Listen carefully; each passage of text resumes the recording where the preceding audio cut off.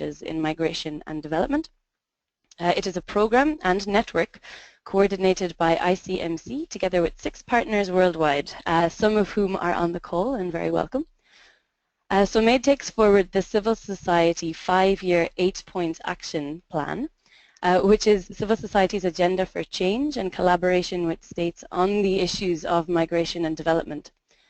We're now in year 3 of the plan, 2016, and the 8 points cover the whole spectrum of issues relating to migration and development, so global governance, for instance, with the Sustainable Development Goals, engagement with diaspora and migrant associations at every level, the issue of migrants stranded in distress, the rights of migrant women in particular, and the best interests of children in the context of migration, migrant labour recruitment and labour rights for migrant workers, and support also for partnerships with and between governments at local, national, regional and international level to exchange good practices and improve policy implementation. So a major activity of MADE is the annual organisation and coordination of civil society activities around the annual Global Forum on Migration and Development, or GFMD as it is commonly known, which this year, 2016, will be taking place in Bangladesh in December. So there's a lot of organisation underway now with regards to that. So in the context of this webinar, the promotion of more inclusive and welcoming societies is implicit in nearly all 8 points of the action plan I just mentioned, and will have a central focus at the civil society days of the GFMD this year, as well as the government days of the GFMD, which take place immediately after. But we feel it is time to move from implicit to explicit, and within MADE we're really thinking now about how, going forward, we want to lift the images of migrants and diaspora as bearers of culture, diversity and development as effectively as possible within our own programmatic activities. And I suppose this brings me to the whole rationale behind this webinar. With a high-level meeting to address large movements of refugees and migrants coming up in September, and with the global campaign that the UN Secretary-General mentioned in his related report to, and I quote, change the toxic narrative on refugees and migrants, 2017 is really shaping up, or is looking to shape up into a very active year on this issue. And I think we can all agree on the line here that it's certainly timely. With the increase in the numbers of refugees and migrants trying to enter Europe, or at least in a Europe focus in this point, there's been a concurrent increase in suspicion and fears among the citizens and governments of the destination countries within Europe, with some of the rhetoric among politicians and the media often being quite shocking.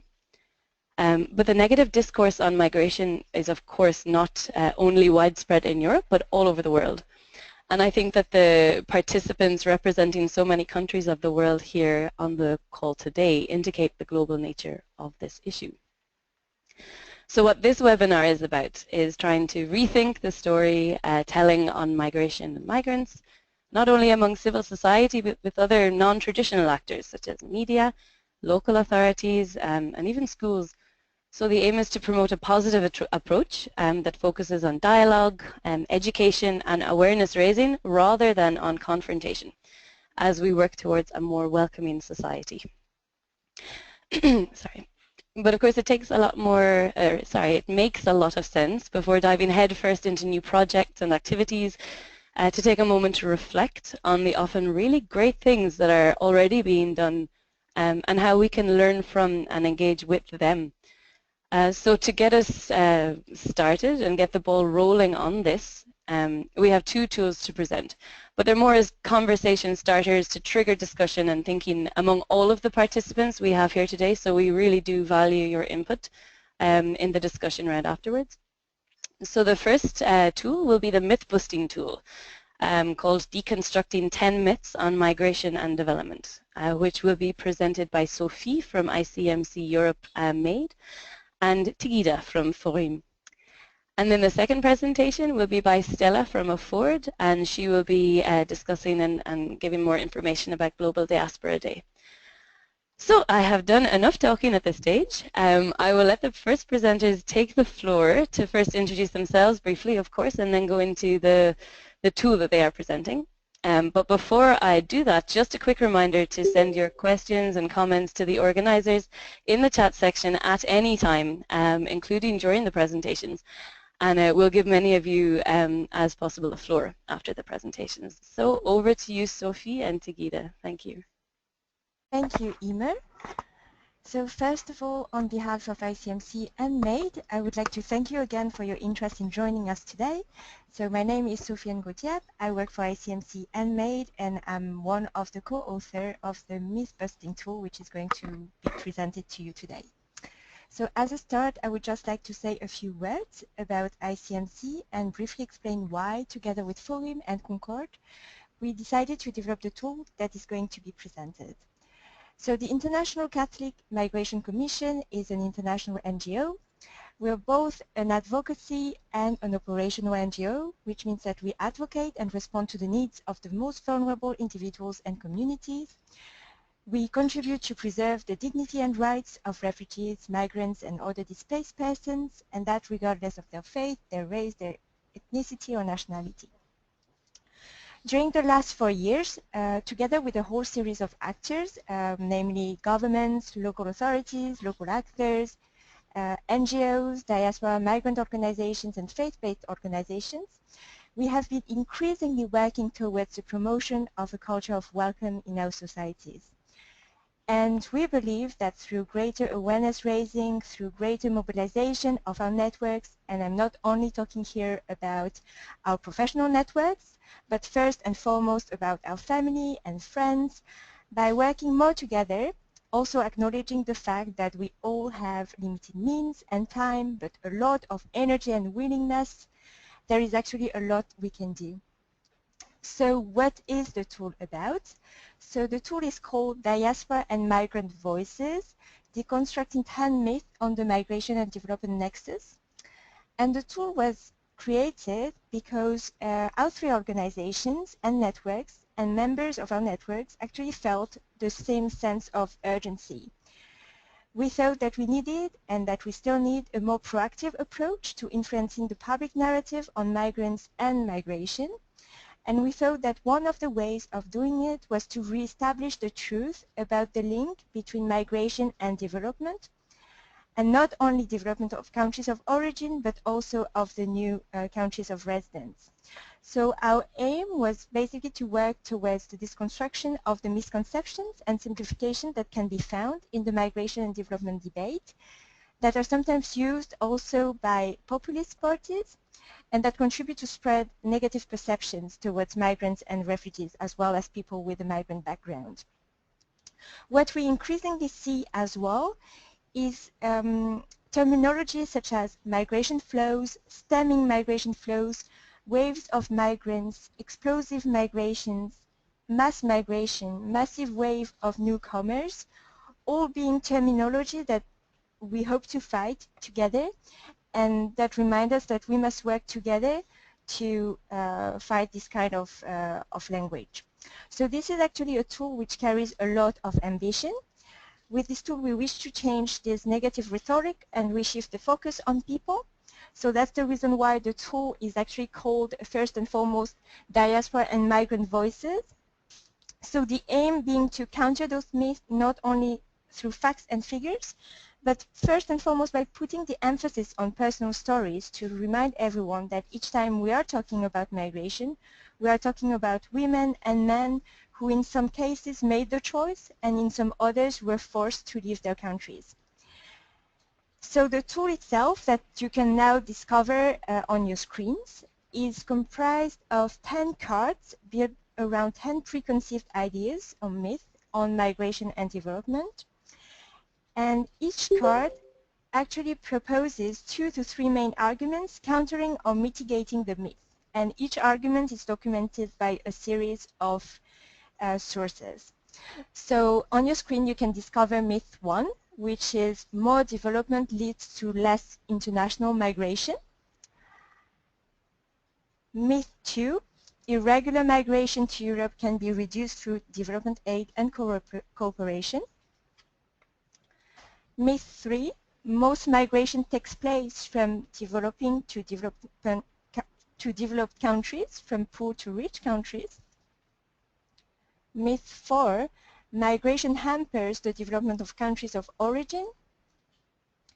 Myth 5, migration benefits only the individuals who migrate and not their countries of or communities of origin. Myth 6, countries of destination do not benefit from migration. Myth 7, in an increasingly competitive global economy, Europe should only accept highly skilled migrants.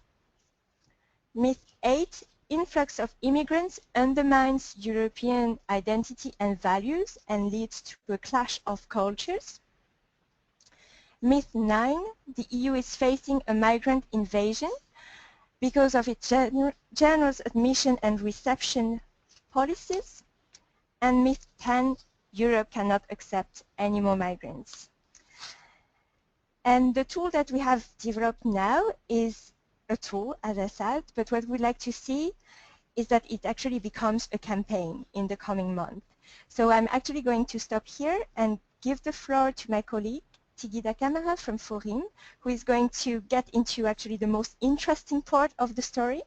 And she's going to tell you more about how the tool has been used so far in national context and how in some cases it's been turned into an educational tool and in some other cases has already served as a basis for national campaigns.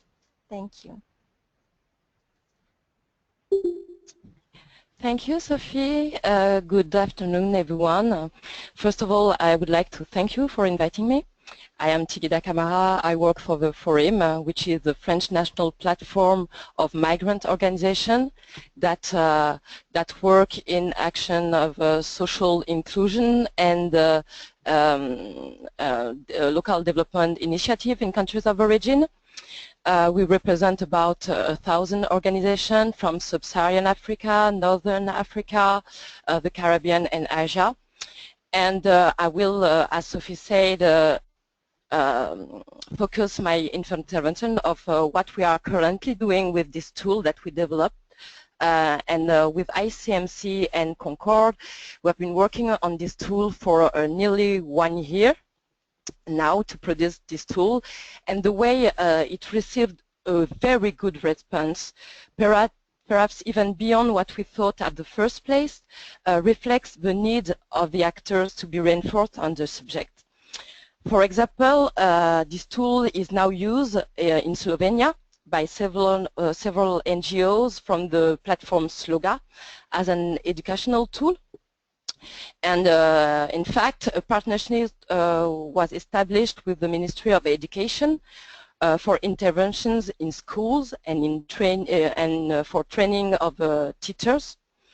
And in France, the tool is part of an action plan which was set up by the Forum since 2014 and aimed to organize a mobilization campaign, especially in view of the presidential and parliamentarian election next year.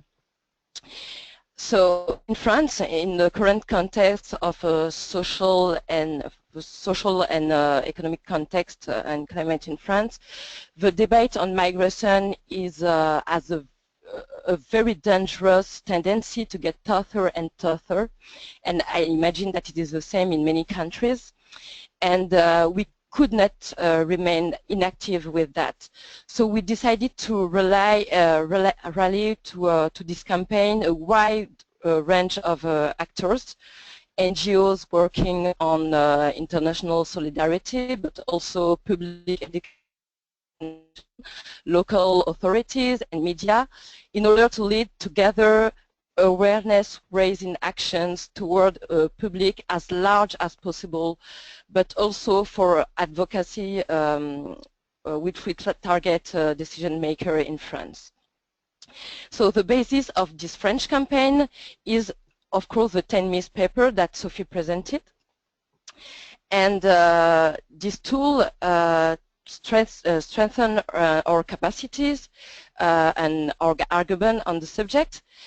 But now we have to decline this tool in many different animation tools that will allow us to touch different targets, such as general public, schools, workers, but also civil society, because we also have a lot of work to do toward civil society. So in that purpose, we set up a multi-stakeholder working group to define the different uses and formats to give to this tool. And for example, for the education component of this campaign, we are developing games, what we call, I don't know the English name, but maybe someone can help on that, what we call Théâtre Forum, but also educational videos and so on. And all those tools will be tested throughout this summer, and especially during the World Social Forum in Montreal on August. We have already actually started to test those tools with an intervention that we had at the University of Créteil last month, and thus the purpose is that any individual or organization that wish to engage in this campaign have a full box of tools and a methodological guidance enabling them to organize action at their scales. In addition, we are also mobilizing additional funds to help finance the activities that those organizations or individuals will organize on the entire French territory. And the idea is that the campaign lives its life beyond us, beyond ICMC, beyond the forum, beyond all the partners of this campaign. So in the good sense of this term, that multiple initiatives emerge toward various targets on all the French territory. And all these initiatives will be listed on a mapping which will be available online, showing that everywhere in France people are doing things and are involved. It will give visibility to a discourse that we don't hear enough here in France, the one that recognize that migration and migrants have a positive contribution to development. But I must say, what I must add is that it is easier to have a national dimension of this campaign because many of the partners in France, including the Forum, are national platforms and networks with members in different French regions that will accompany the process. And another thing that I have to say is that the title in front of the MISC will also change to make them more direct and meaningful for the French public. For example, each one that Sophie presented before will become a developing board to migrant-led. This was a word of a former French president that I don't need to name. And it is a way for us to have a cultural, what I can call a cultural adaptation of this tool. On the advocacy component, in partnership with medias such as Politis, Africa Numéro 1, which accompany us, we are going to invite the candidates to the presidential elections in the forthcoming elections to discuss with us, with the organizations that are involved in this campaign on each of those myths. And we will also establish a system of pinning all preconceived ideas that we will hear during this election campaign. So work is still ongoing in France. New partners are joining us every day. New proposals will emerge by the official launch that will be held on September. But the way the tool was received, including from organizations that cannot follow us as partners, showed that we were right to do this tool here and now. So thank you for your attention. I remain at your disposal for if you have any question. And maybe for to finish, I would like to show you a short video that Unmuted. that we launched last week for the French campaign. Thank you.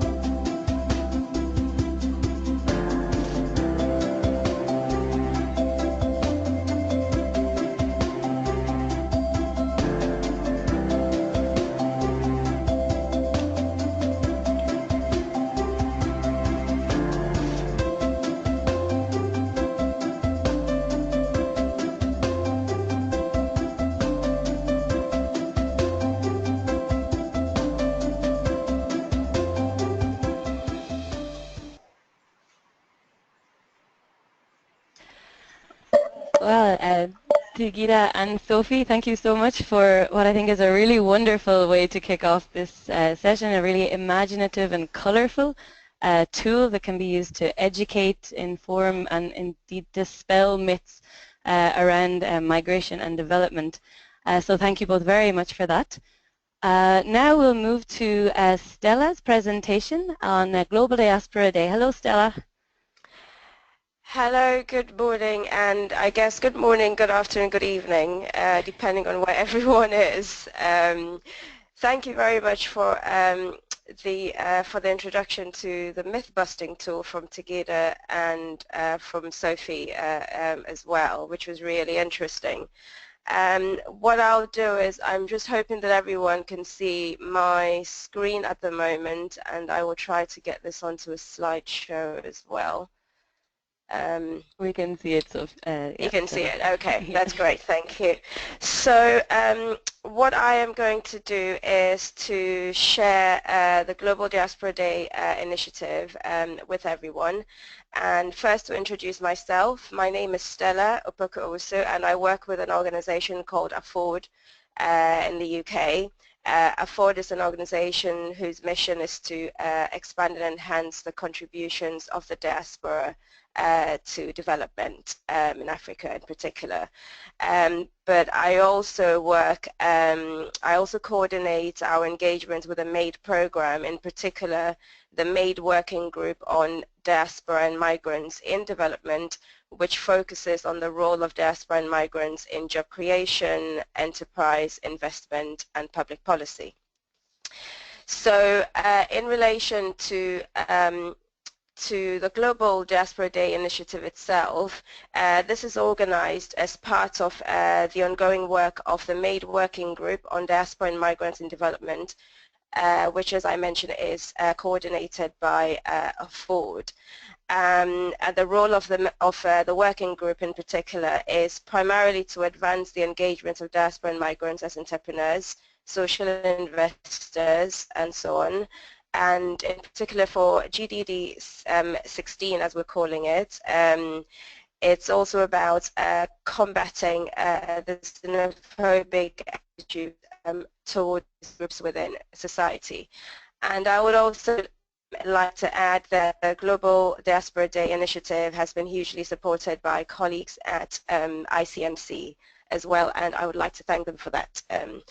So moving on to the Global Diaspora Day itself, and I think I would also like to acknowledge, actually, I have noticed that there are a few people who joined us today who also provided submissions and contributions to Global Diaspora Day initiative.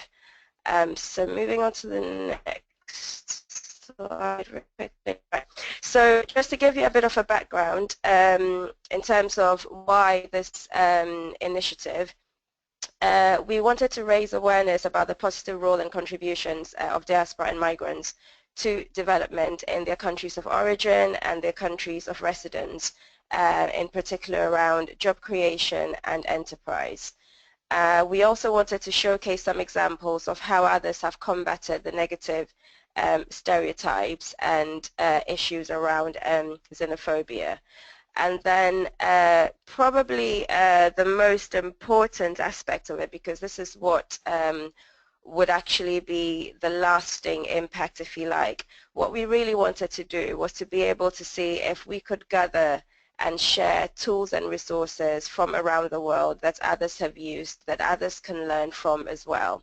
What we find is that in particular around the area of job creation and enterprise, there isn't cohesive information and resources when it comes to the diaspora and migrants' role in that area. And so we thought that by starting an initiative like this, we might be able to generate the resources, and of course then we would be able to see how it supports other people if others are able to learn from it, and how it can be used and promoted even further. So the two areas that we focused on were specifically on diaspora and migrants' role in job creation, enterprise, investment and public policy. That was the first thematic area. And the second thematic area was beyond xenophobia, social inclusion of diaspora and migrants. In all, we received over 35 submissions, and in all we received 50 contributions from these, well, over 50 contributions from the submissions that came through. I've tried to give a bit of a breakdown of what that actually looked like. So we had about, and these are just rough figures at the moment as we're still going through the data, but we had around 20 submissions that came under the theme of job creation and enterprise. We had a similar number or so that came under the theme of beyond xenophobia. And in terms of the breakdown, we had submissions from 36 organizations and individuals. The breakdown, we had 3 different formats. We had articles, media material, case studies, and we had about 13 within the article section, 17 the media material, but this could actually be a lot more, as we're expecting if, some more, like material. We had about 8 case studies, and we had over 20 resources. So we will also have a resource section which will hold the resources in there as well. And in terms of the range of people and organizations who submitted, this was across from NGOs to civil society to to international development organizations and so on. A further breakdown which I thought might be of interest was obviously the articles, the case studies, the media materials, and the countries that they were focused on. So in terms of countries of residence and continents, as you can see, in terms of the materials that we received, we had a few from the Americas and from Asia and from Europe predominantly. And then in terms of countries of heritage, we had and continents. We had Africa, the Americas, Asia, and Europe, and you can see a breakdown of some of the countries there as well. It's also important to note that some of the submissions were also a bit more global as opposed to just being focused on two different countries. And then I thought it would also be quite interesting just to give some examples. So just for your information, in terms of the list of countries and so forth that I've given, as well as the contribution flows, these are just some examples that I've chosen, but there are actually more than these. So some of the links that we can see there, which are quite interesting, we had a link between Bangladesh and the UK, the USA, and Canada. We had a link between the Persian Gulf to Bangladesh, from Somalia to South Africa, from the Congo to Belgium, from Nigeria to Germany, and so forth. So as you can see, we had quite a varied mixture, if you like, of the flows and of examples. There weren't that many from Asia. And I guess not that many from Latin America either, but there were a few good examples that came through from there. And then I was hoping that I would be able to, and I think I still have perhaps a couple of minutes or so to do that. What I would like to do is to show you, just in terms of some of the teasers, if you like, to show you just one or two media materials that we received. And one of these was from Intergrim Network at the University of Diaspora in Sussex, which was submitted by Tina Magazzini. I think Tina might be online, but I'm not sure. But if she is, I'm hoping that she'll be able to give us a little bit more of a background to that particular story that she sent through.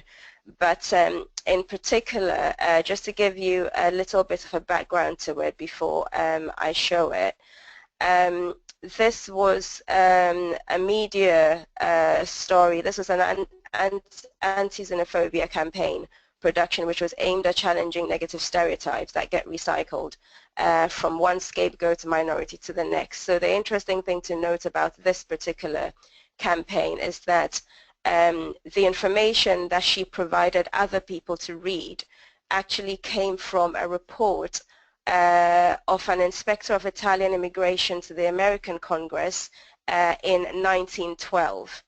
So it's very interesting when we view it to see the to hear the language that was used at the time, and I guess to compare that to the language that is actually used today.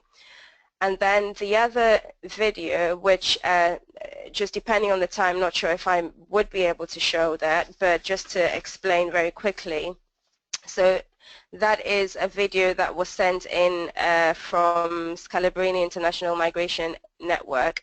It was sent in to us by Gabrielle Parenteau, who works with Fondazione Scalabrini, which is part of the SIMN network. And this one captures diaspora from Haiti, Syria, France, etc., who have settled in Chile and how they are contributing to the economy in Chile. And I've selected two specific videos, but I think in terms of time I may only be able to show the one.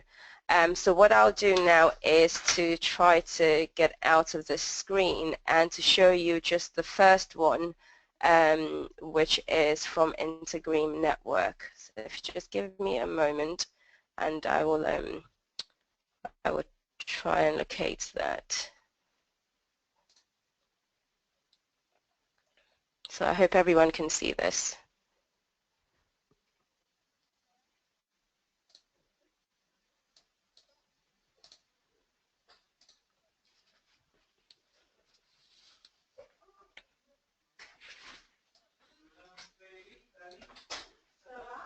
Stella, I don't think we can hear the audio on the video, unfortunately. Oh, is that right? Oh, okay. Okay. Sorry about that then. I think in that case, we might just have to leave that then, if not everyone can actually hear it. But I think what I'd wanted to do really was just to give a bit of a flavor of some of the materials that have come in. But in any case, the good news is that Global Diaspora Day itself will be launched on the 23rd of June, and what that means in particular is that we will be sharing all the materials that have come through and have gone through editing as well. We will be sharing that material on madenetwork.org /global-diaspora-day. And we will also have in the run-up to the 23rd of June, we will have an event on Facebook, as we've called it, Global Diaspora Day, and every day we will be sharing a few of the clips and materials and articles that have come through up until the 23rd of June and a week after the 23rd of June as well. We will have a Twitter handle as well, and it is #GlobalDiasporaDay, and we will also be uploading some materials to the YouTube channel as well. So we're hoping that everyone can get involved in helping us to promote it and to share it as well. I think Emer had also mentioned about European Development Days, which is taking place next week on the 15th and the 16th of June. On the 16th of June, we are part of a partnership holding a brainstorming session on raising awareness of diaspora and migrants' contributions to development. It's a brainstorming session. For those of you who are going to be there, it will be in B1 from 11 a.m. till 12:15 on the Thursday, and we will be sharing a little bit more of the ideas and initiatives that have come through from the Global Diaspora Day project, and we will hopefully be able to show some of the clips as well, and to find out how people would like to be more engaged with it, how perhaps we can even enhance this going forward, you know, any ideas of collaborations that we might be able to have, so that this does not become a one-year wonder in a sense, or rather a one-day wonder. And I think that's it. Any questions, please do let me know. Thank you. Yeah, thank you very much, Stella. And I think the some of the participants are really keen on getting that link to the Vimeo, the video that you showed. So if you could Sure. even copy that into the chat, that would be really great. Great. Yes, I can do that. You did remind me on the EDDs, the European Development Days, that indeed Sophie might want to say something briefly about that in relation to the MAID activities. So Sophie, do you want to have a quick minute before we go into the question round for the two presentations? Yes, thanks, Emer. So yeah, so what I forgot to mention is that a very important thing is that we are also going to be at the brainstorming session to talk again about the myth, so to continue the discussion about the myth. And you'll be also be able to receive some paper copies of the tool, although this is supposed to be a paperless event, but we'll be distributing some secret copies of the tool. So, and you can also find us at stand 18 during the 2 days, and we'll have some animations, and we'll be able to discuss the tool and ways you can also use the tool. Thanks, Emer.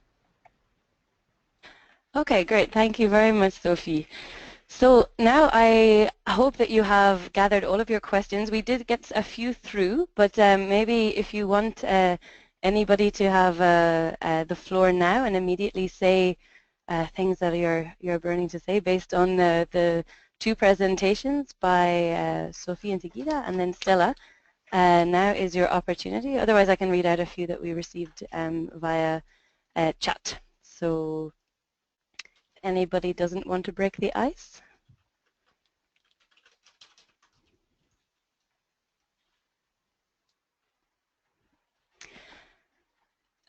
Okay, I'll start then with a question that we received towards the beginning from Maria Ines Paquesa. I hope I'm pronouncing your name right. Maria, would you like to ask your question again on diaspora and why specifically it was brought up in relation to the Mythbuster?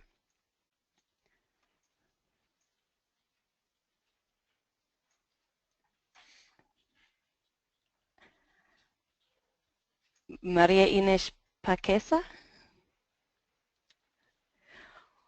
Well, I can I can ask your question directly then. So it was a question on in relation to the Mythbusters. So to Sophie and Tikida, she was curious to know why you mentioned both migrants and diaspora, and why in particular diaspora. You.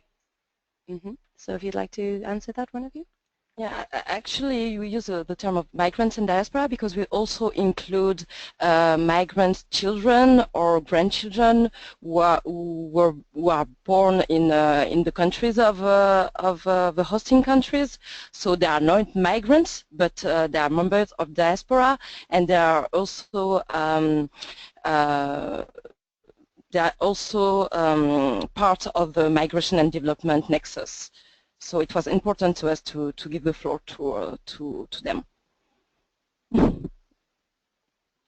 Did I answer your question?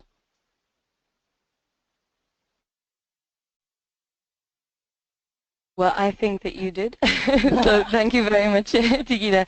Yeah, that's really great and a good question to get us started as well in the discussions. Thank you, Emmanuel. Sorry, I've just read, Maria Ines, you mentioned that you're having difficulties connecting to the audio, so you're following up the question with children born and residing in countries of destination. Do you think that was pretty clear in the response? Let's hope so, and if you want to come back to it in chat, you can, Maria. So another question that was maybe a bit more specific and maybe can be covered by both of the tools is that local authorities like mayors and local councils are kind of the face of governments that migrants see. And so what recommendations do you have in engaging those with these kinds of initiatives? So to any of the presenters, please, you're welcome to the floor.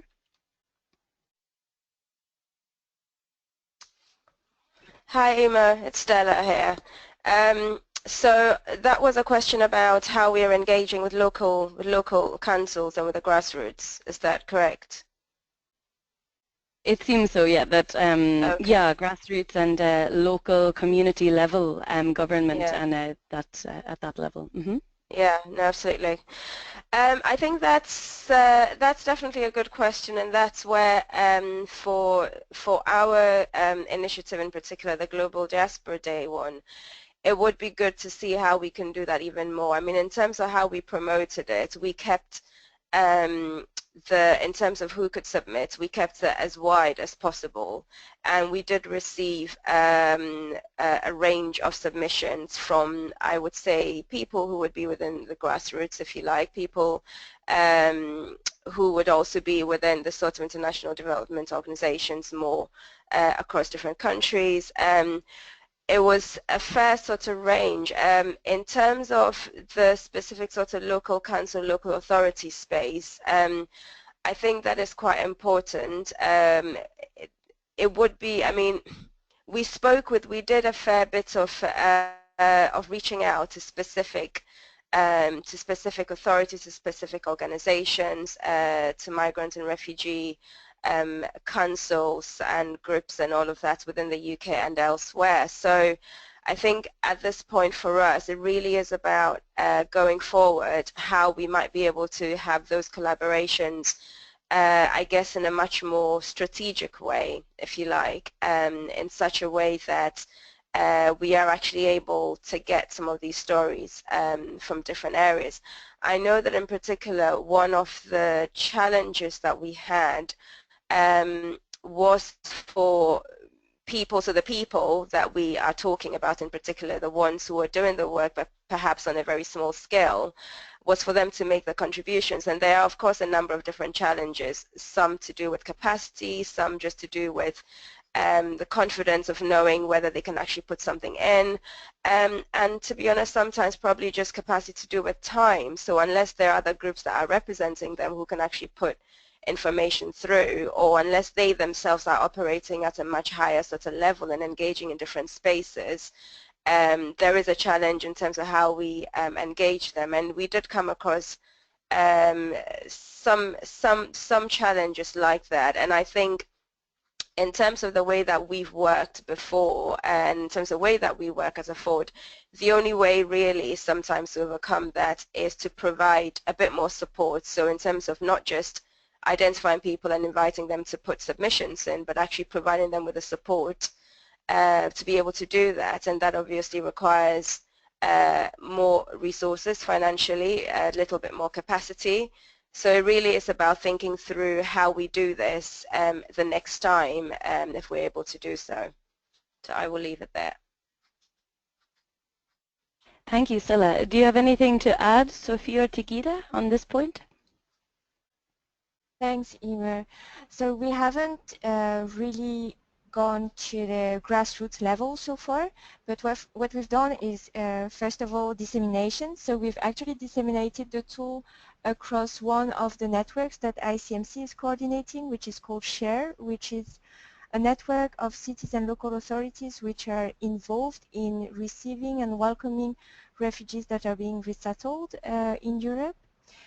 And since we are trying to bring also that cooperation that we have with cities to other levels and on other topics, that's one of them. So they all receive the tool, but we haven't had the chance yet to engage in more substantial conversation with those actors so far.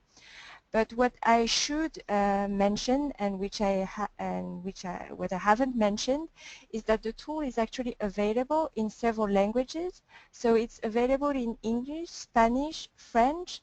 It's been translated also in Slovene and Arabic. So what I should mention is that the tool is available for you, which means that you will see that when you discover the tool, you'll see that many of the examples are really Europe focused, which we tried really to get like a sort of diversity in the examples that are being used in each one of those myths. But of course, in order for them to be more impactful, if you would like, for example, to use them in your countries, they would need, let's say, to be a bit tailor-made to your national context to make them a bit more impactful. But so the idea also with this call was also to get your idea about whether you think that such a tool is useful in your national context and whether you would like perhaps to use it for some of your national activities, if you would like perhaps to change it a little bit for some of the, because you're working on this specific theme and so on. So the floor is now open to you. Yeah, thanks very much, Sophie. And I think you bring up a really important point there, which is that while this issue of integration and social inclusion is, and the diversity that the positive diversity that migrants can bring is of course global, it's also very local, and each context is different and will need, as you say, tailor-made projects and inputs to ensure that in the specific context that it's in, it can have the best impact. So I see first Emmanuel has a few different questions for the presenters, and then we'll get to also Soren afterwards. So Emmanuel, if you want to, well, I can try and unmute you here, and you can have the floor to ask your questions. Take it away.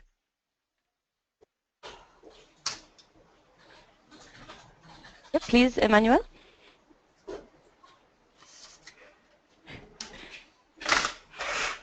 Are you shy? Okay, again, well, you're making me do all the work here. I can ask your questions for you, and maybe if you want to come in, or if you're having any technical issues, feel free to write in the chat if I'm getting it wrong. So Emmanuel has asked, one moment. So will the 10 different myths about migration be discussed in more detail and each individually? Perhaps at the Global Diaspora Day or a European Development Days, that one to Sophie. And then to Stella, how many or how would individuals who were nominated to participate in the Global Diaspora Day get the chance to finally participate on the day itself? So first Sophie and then Stella, if you could answer Emmanuel's questions. Thanks, Emer, and thanks, Emmanuel, for your question. About the myth, indeed, we will have this brainstorming session that I mentioned, that Stella mentioned earlier, on the 16th at the European Development Days, and that is going to take place between 11 and 12:15. And it's called a brainstorming session because indeed it's going to be a sort of interactive exercise. So there'll be some different tables for each one of the initiatives which are going to be presented, and one of them is going to be the myth. And we'll be, I mean, if you are not too far from Brussels, or if you intend to come to Brussels, then please feel free to join. And so we'll have a very sort of focused discussion on the myth themselves, and we'll be happy to hear your thoughts about some of those myths.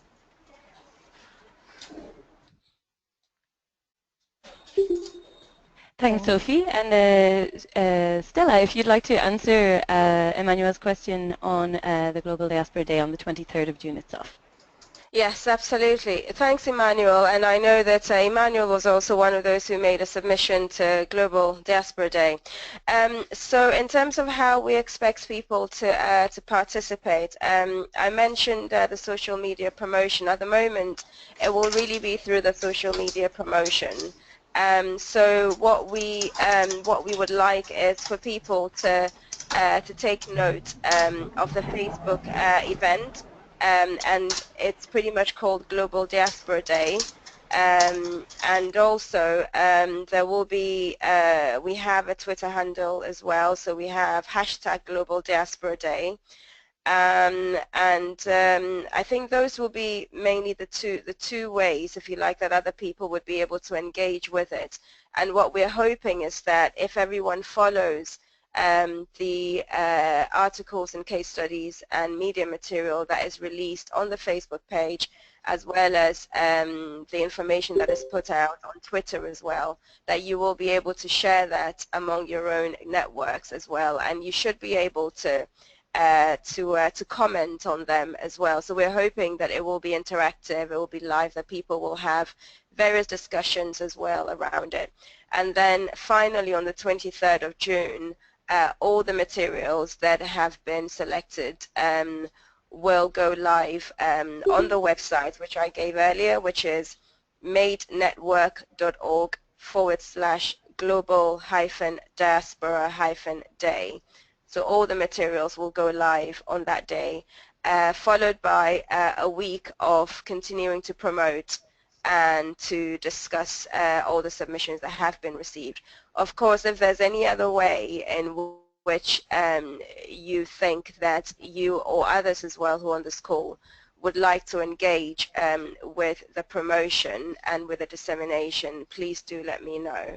But at the moment, this is what we have in mind. And of course, it's not just about viewing the information that comes out, but it's also about having discussions to see how we can do this much better. The whole idea is to raise awareness about the contributions that diaspora and migrants bring to development globally, and it's also to be able to share resources that others can actually use. So we need to know if this way of collecting material, the format, is it useful to people? Are others able to look at it and think, oh, I might be able to do something like that?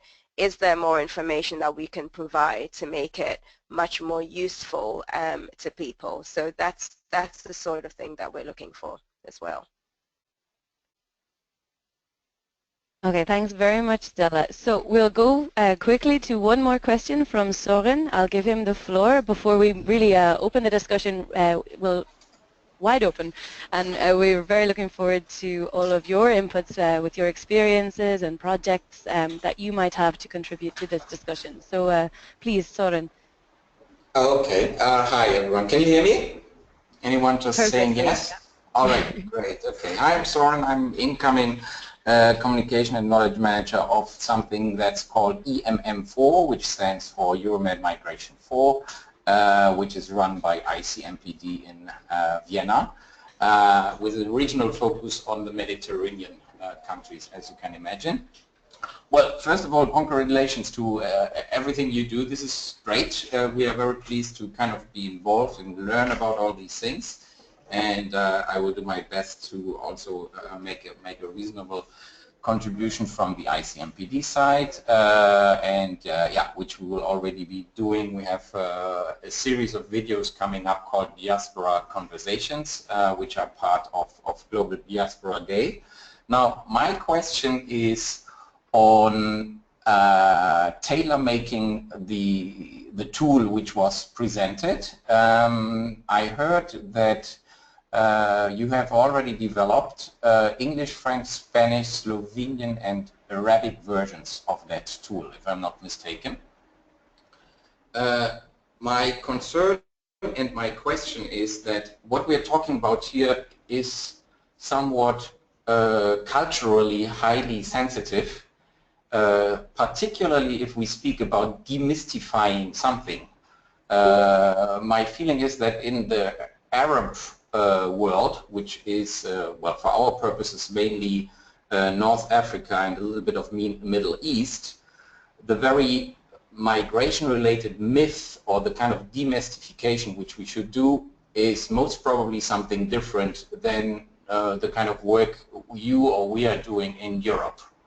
So my very concrete question is, what is it that already exists in Arabic, and how do you suggest for us to use this in an Arabic-speaking context, which is not only an issue of language, but it's also interculturally sensitive, so to speak? Thanks. Thanks, Soren, for your question. Yes, actually the translation into Arabic, I mean, that was quite interesting because it didn't really, I mean, we didn't really intend at first to translate it into Arabic. So what happened is that there was one partner from Concord who actually wanted to translate it in Arabic. So what we have available at the moment is it's a pure translation of the tool. So it has not been tailor-made, so the examples are just the same. And I must say that myself, I haven't really followed what they had done afterwards with the tool. But I can ask and get back to you on that. But indeed, what we want to make sure as well, although we hope people are going to make use of the tool and perhaps sort of adapt it to sort of national context, we also need to be careful about the fact that the tool shouldn't be diverted like to other means. That's also one of our concerns. Because we are also aware that some of the messages that we are conveying may also be diverted, like also by even by populist parties and so on. So that's something that we also take into account. So basically for now, the way it's happened is that people who were interested in adapting the tool, they've come to us, and we've been in touch with them to see what they wanted to do, whether it was like a simple translation or whether they wanted to go one step further. For now, as far as I know, and for the people that I've been in touch with, either they've just used the tool as such in sort of in order to hold some debates and to have some discussions with some of the members and so on. Either, as Tigida mentioned, it's been sort of used in discussions that they had with relevant ministries, so with the Ministry of Education, to see how it could be turned into a tool for teachers.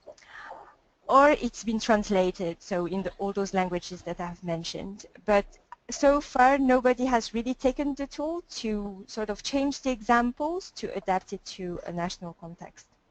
Okay, can I just react to this very quickly? Yeah, of course. Okay, just one very quick piece of advice. One, this is not only about languages, all right?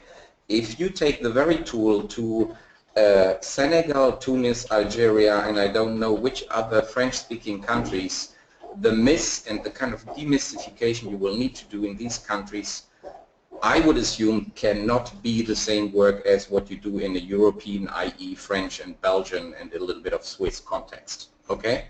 I would feel like this really has to be adapted culturally and not only language-wise. It would be easy, obviously, to kind of take 100% of whatever you do in French, dump it somewhere in Tunisia, Algeria, Burundi, Madagascar, or whatever French-speaking country you have, and see whether it works or not, and I don't think it will.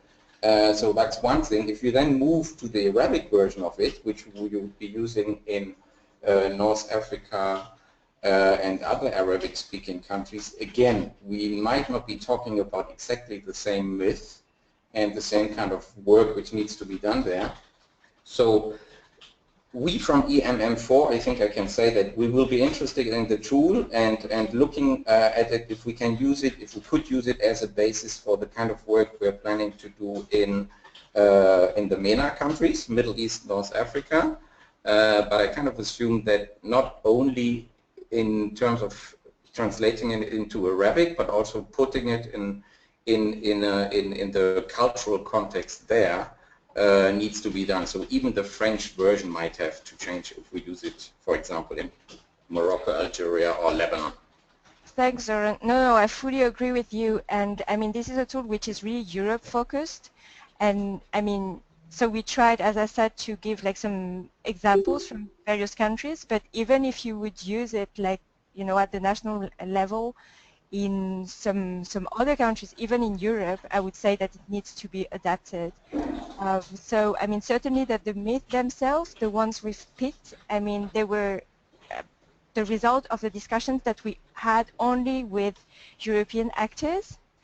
Okay. So, of course, if that would be sort of implemented into non-European countries, I mean, we hope that the tool can serve, I mean, as a format, and as a concept can serve as a source of inspiration, but we fully understand that the myths themselves will need to be adapted. Okay, great. Let's just continue this bilaterally and we see whether and how we could take this forward in MENA countries, okay? I would be very interested. Thank you, Sophie. Okay, great. Thank you very much, Søren, for that input. It was very valuable, I think, to this discussion. But if it's okay with all of you, I think we'll maybe close the questions directly to the two presentations and maybe open the floor to all of you participants. I know Søren mentioned that he has ICMPD and his organization have some activities going on, but also I know Stella mentioned that Tina, who is on the line, did she contribute to the Global Diaspora Day with the first on the PowerPoint that Stella showed us? I think that would be, if Tina was willing, it would be very interesting to hear more about that.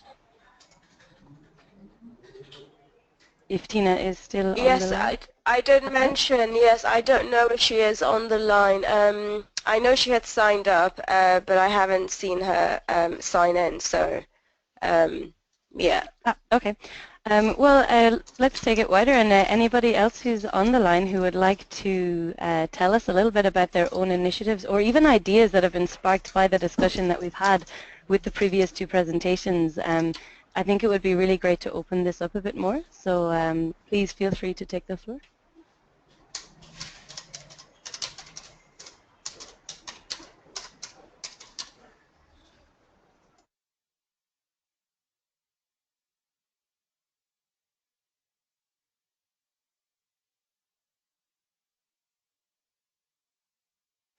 Does anybody want to take the first dive?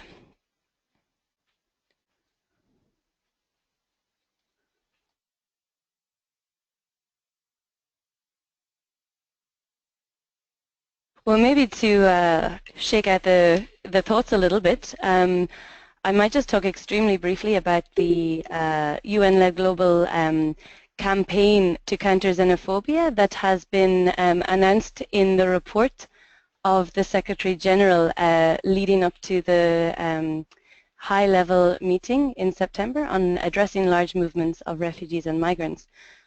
So this is a campaign that was first mentioned in this report and with in the context of 2017 being the starting point of it. And while it is UN-led, they seem to be very enthusiastic about civil society being a major part of this campaign. And so this is already sparking some thoughts among ourselves here in MAID as to how we want to position ourselves in relation to this campaign and what we want to achieve and what we want the campaign to achieve, but also we ourselves in the context of the campaign. So maybe it would even be interesting to hear your thoughts about, well, number one, the campaign itself, the idea of it, and also indeed in relation to Soren's comment about global campaigns not necessarily being relevant to every context in relation to every cultural context. So this is maybe something to that we can raise as a discussion point now. Any thoughts on this?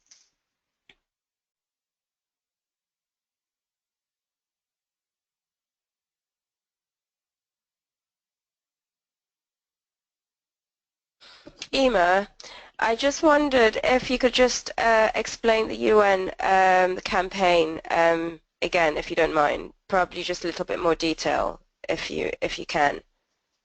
Sure. Well, the reason it's actually quite vague is because even now it is quite vague in its form. Unfortunately, the first draft of the concept note that the UN has released is only a vague skeleton of what we hope is to come. And so, I mean, on the one side, this is quite unfortunate in that they're not really putting a lot of brain power into thinking of this as a really great opportunity for everyone, for the world right now with migration being such a huge focus. But on the second hand, maybe it is a good opportunity for civil society to really take the lead and for us to say this is what we would like you to do, this is what we think is important, and here are examples of really great things that we have been doing that we want you to take on board and even develop beyond the sometimes very small levels that we have been engaging in them with. So this is where it is at the moment. It's not, as far as I know, it's not intricately linked to the outcome of the high-level meeting in September, in that it's not seen as one of like the pillars, if you will, that the outcome document of the high-level meeting will include. But that said, it is mentioned in the report leading to that high-level meeting, and that's significant. And the huge focus that the Secretary General has placed on, as he says, counter xenophobia is significant. And that's why I think this webinar and these kinds of discussions are really timely right now to begin thinking about what we want to do in 2007 and in preparation for such campaigns that will be going on. Thanks, Emma. I think what I would say is, I mean, I think absolutely in terms of what Soren was mentioning about the fact that you cannot really have a campaign from one continent or from one country that you simply just use as is in another place, and it would need to be adapted. I think perhaps in terms of the UN one, I'm reminded of the I think the IOM backed one, which is called I am an immigrant, I think. And from what I understand, the way that that has been carried out is that they've had steering committees made up of civil society organizations across different countries who work on these campaigns so that it's totally adapted to the specific country and their own situation. And I think a global campaign would have to take that sort of would have to take that into consideration in terms of how it's adapted in country, or if it's being done sub-regionally, because a lot of the time some of the lessons and the challenges are pretty similar when you look at sub-regions within a continent. So I guess that's probably the best way would have to be done to ensure that it actually does make it makes an impact. But of course it would need to be resource staffed and backed really to make it happen properly.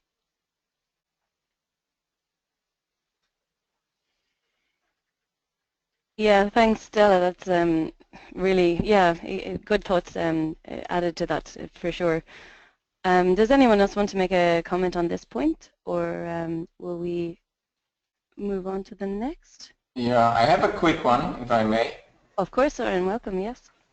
So I'm maybe just one sentence of background. I'm new to the field of migration, but I've been working for the UN and for the World Bank in communications and advocacy for quite, for more than a decade. So I've been running, for example, World Water Day 3 times and that kind of stuff. So I know a little bit about global advocacy efforts run by the UN, and my concern is, to be honest, whenever the UN does or conceives global, so-called global campaigns, they tend to be highly focused on digital communication, which to a certain extent is trying to convince the already convinced, because this is people who know talking to each other via Facebook, Twitter, and God knows what. The extra effort and the much bigger challenge of reaching out to the people who might not be yet convinced or not even know is usually underfunded. So I have 2 questions. Which UN agency is leading this, and what opportunities are there for civil society organizations such as ours to build or develop some pressure already by making our voice heard and telling them this is how they could actually approach this campaign and run it, rather than waiting for a given UN agency coming up with yet another concept note, which tend to be highly bureaucratic and are not being written by people who know a lot about PR or advocacy. Not always. Thanks, Søren. It's very refreshing to get an ex-UN staff member come in as then academia or NGO aspect. Then it's very interesting to hear that viewpoint. In some ways, I think you're absolutely right. There is a tendency to think inside the box instead of outside it, and I feel, and we feel in May, that there is a certain amount of energy on this issue now that can really be channeled in a positive way or in a very effective way outside of these business as usual models. And I mean, this is the very reason that we are having the webinar, is to kind of hear these ideas. One idea in the concept note of the Counter Xenophobia campaign was to have shared meals. So that could be from like within your organizations to communities to even houses that are sharing streets to parishes or etc. They would you know, share a meal together, and through this break the ice, if you will, or realize that people are just people at the end of the day. So this is one of the ideas that they had in the concept note.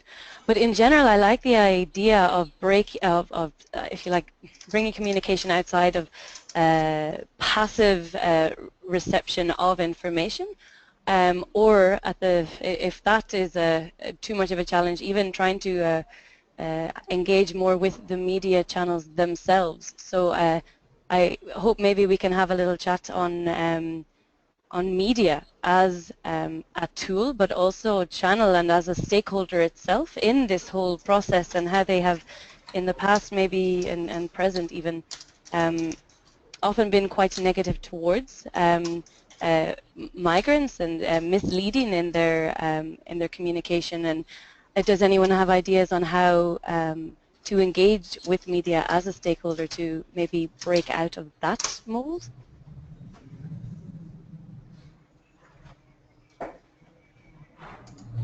Hello? Hi, Soren. Okay, well, sorry, it shouldn't be the two of us talking to each other, but just a quick one. What you already do, I think, is exactly going into the right direction, i.e. the myth, showing the myth and and trying to demystify whatever is out there. From my personal experience, these things can also work with media, because there's this unwritten kind of rule or principle which is called media follow each other. So once you will have this figure or these data in one of these recognized mainstream media such as BBC, Economist or other, many other media, including from other language areas, actually just copy-paste from them, because what the BBC has written or the Guardian can't be wrong, and in some cases it is. So maybe the kind of work, or some kind of the work which can be done in terms of engaging with media, is to look up these figures and to kind of do the same work, which would be, here are like the 5 figures or the 5 words or sentences which media all over the world keep kind of copy-pasting from each other, but they're actually wrong. If we were to do that, that would require quite a bit of analysis, but I'm sure we can find it. And then reach out proactively to the media and show them that you guys just copy-paste from each other, because investigative journalism takes too much time. You don't have money for this, and here are the real figures. And can you please stop copy-pasting the wrong figures from each other? This is something which can be done, and it's very much in line with the kind of developing the myths which are out there and trying to demystify what is usually spread widely via mainstream media. Yeah, it's just a lot of little small things. Yeah. Hi, Emma. If I can just jump in there. Please, Stella, go ahead. Yeah. Thank you. Yes, there was one thing actually, just now that we mentioned the media, I'm reminded to mention that one of the reasons why we decided to have the Global Diaspora Day initiative as well was because, as part of the discussions within the working group, the Diaspora and Migrants Development Working Group, it was the fact that there isn't enough engagement with the media in terms of the work that we carry out, and how can we do that even better. And so the idea was that if we could obviously put out the initiative but find a way to engage the media. Now, what would have been ideal, obviously there are always ideal scenarios, would have been if we had had the resources to put into connecting all the work that we've done on the initiative with a media house, to then be able to source the submissions, to to make them media presentable, if you like, at a very high sort of level where people within the media would be interested in the materials. That would have been ideal. So that's ideal. The reality is that in terms of what we had to work within, what we decided then was that the copy editor who was going to go through all the materials would have to be someone with media expertise, so that at the very least we could edit the materials in such a way that it would be media friendly. So that's what we've done. Now the test of whether this of the results of this will be once we put out the press release for this work, we will see what sort of interest is generated from it. And we also know that at EDD there will be some media presence as well, so we would like to see what sort of interest is generated from this initiative. But I think that there is a whole lot more that we could have done, and again, some of this really does come down to resources. Perhaps there's some creativity as well, which we hope we've put into this, but I think there are different ways in which we can learn and share across as well, in terms of how we engage the media. But I thought I would just mention that point as well. Yeah, no, a good point, Stella. Thank you. And I've just read a chat or a comment from Sam Ahmed, and a really good point too. I think, Sam, if you would like to share it with the group yourself, I'll just unmute you, and you have the floor. Hi, can you hear me? Yes, we can. Okay, excellent. So I'm a researcher. I'm working in comms in Sweden, communication for development specifically, and using that as a tool for advocacy. And I've worked in the media previously, and I can see that it's important to engage them. And my point that I made just now was that it's very important to engage media, traditional media, as a partner right from the word go, rather than sort of put together the initiatives and the plans beforehand and then approach them. I think if they're engaged and invested right from the start, you definitely get a much better buy-in, and they're interested in sharing the story that they're intimately involved with, instead of being giving a press release, sort of just copy and paste as was mentioned earlier.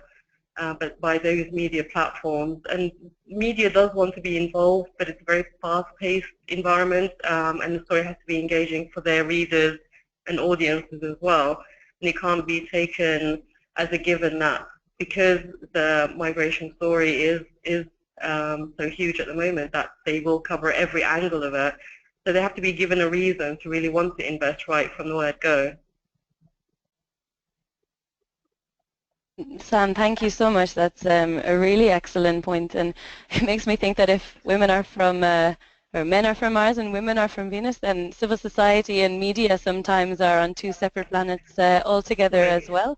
I often feel that we don't really know how to engage properly with them, and as you say, it's so fast-paced, and they have a very high turnover of information that we're often just running on different rhythms. But yeah, thank you very much. You're absolutely right to say that we should engage them, or they should be engaged from the beginning, for sure. So thank you. Yeah. Anybody else want to step in there? On the Sorry, point if of it's media? okay. If it's okay, can I just come in again? Yes. I just wanted to say that the point that Sam has made is absolutely right. But then, of course, I think the challenge is very much in that point that you made, Emma, about, you know, civil society and media being on two different paths. And unfortunately, a lot of the time within civil society and within small organizations, as we know as well, it's not that fast-paced, and there aren't enough resources. And engaging the media can oftentimes be a little, well, engaging the media in the right way can sometimes be expensive, as to whether that's in terms of time or whether that's in terms of the financial resources, and that's where the challenge is. And I think sometimes as well it's about the language as well. It's about what language to use to make it appealing and interesting to the media. And I think it's all these things that aren't, you know, that are not sort of on the same level to be able to do that in a more effective way. Yeah, so just that I would just put that out. There's a bit of a catch-22, I guess, but I think those are some of the challenges. And what you find is that the civil society organizations who are normally able to put information out there through the media in the way that they want it are probably more established, they are bigger, they have the resources to be able to do it. And the smaller ones, going back to the points that we made before about how we engage more with grassroots, how we engage more with local people, with local council, the resources aren't quite the same, and that makes it very tricky. Yep, thanks for the follow-up, Stella. Would anyone else like to come in on the point of media engagement? If not, then I think we're reaching the end of the discussion, unless anyone has something else that they'd like to just bring up at this last stage. Okay, so if you have, oh, hello. Yes. Yes, this is Eva Richter from the NGO Committee on Migration. I've been listening in on the phone because I don't have access to the computer version of it, unfortunately. But I would like to suggest that in addition to media, it might be a good idea to have an official launch among NGOs at the UN. In other words, a parallel event in which the myths are actually launched with some people talking about what these myths are, etc., etc. A special event for NGOs. Yeah, thank you, Eva. Maybe Sophie, you'd like to respond to Eva's suggestion? Thanks, Eva. Were you talking about having an event, a kind of side event along the HLM or something like that? Or at another moment? Yes, I was talking about a side event, and we might pick the day judiciously because in July there are going to be back-to-back meetings that are all connected with the issue of migration. So this is really a very good time. Thanks, Eva. I'll take that up with my colleague Wies, that you know, who is now in New York, and indeed we can discuss and see whether that's something that could be feasible, perhaps ahead of the meeting in July. Yes. Thanks. Okay, well, if there are no more points or comments, well, and if there are, please feel free to cut across me. But if not, why don't we close the discussion there? If you do have any information on your projects or want any specific information about anything that has been discussed here, please do contact us. Contact Delphine. Who maybe Delphine, you can put your email address again into the chat box.